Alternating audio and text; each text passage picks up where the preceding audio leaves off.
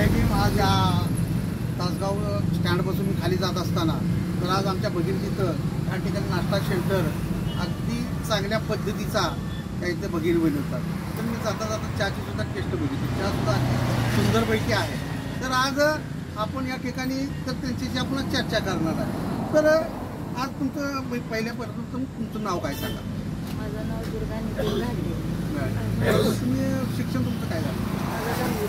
10वी झालं. 10वी झाल्यानंतर तुमचं लग्न वगैरे झालं. तर मग तुम्ही या व्यवसायाकडे कसं वळला?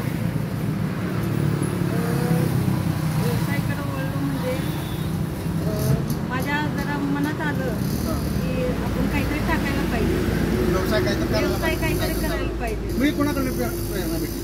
माझ्या आईकडून मिळाली. आई काय करत होती त्यावेळेस? आई पहिली आमची असंच चालवत होते, वडापाव वगैरे करत होती, चहा वगैरे करत होती. त्याच्यानंतर मग तिला पण आपली नोकरी वगैरे लागली. मग नंतर आमच्या मामाने वगैरे चालू केलं. मामाने मला सांगितलं. म्हणजे मामाचं किंवा आईचं सहकार्य तुम्हाला जास्त आहे? जास्त आहे. म्हणजे कसं करायचं किंवा काय करायचं? तिने काय भांडवल वगैरे काय तुम्हाला सहकार्य काय केलं? हो केलं. दोघांनी पण मला केलं. हो. मामा काय म्हणते ज्यावेळेस तुम्ही धंदा चालू केला तेव्हा मामाचा काय उत्साह होता? त्यावेळी म्हणला तू कर, मी तुझ्या पाठीशी आहे, तुला काय पाहिजे ते मी पुरवतो. आईने पण काय पुरवलं का तुम्हाला? होय होय, मामाने पण दिलं, आईने पण दिलं. बघा, एखाद्याला सहकार्य करत असताना किंवा बाकीच्या तुमचं सहकार्य लागतं, आता आईचं लागतं, मामाचं, सगळ्यांचं लागतं. आता एका नवऱ्याचं तुमच्या काय अडथळा होता का? नाही, सुरुवात म्हणजे करत असताना नाही नाही, नवऱ्याने पण सहकार्य केलं. आमच्या सासूने पण मला साथ दिली.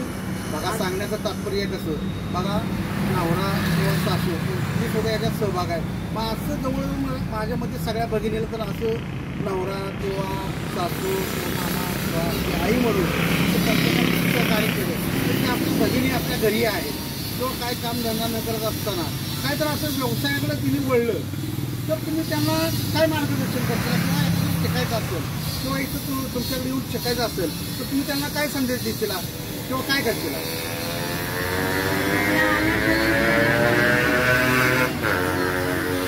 काहीतरी चालू करायला पाहिजे. आपण पण स्वतःच्या पायावर उभं राहायला पाहिजे.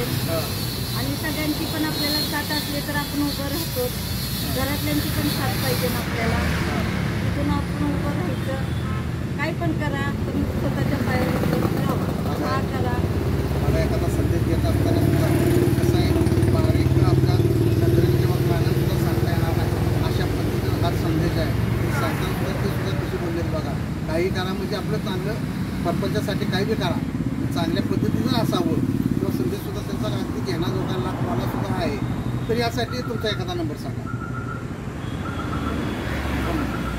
98 60 23 45 85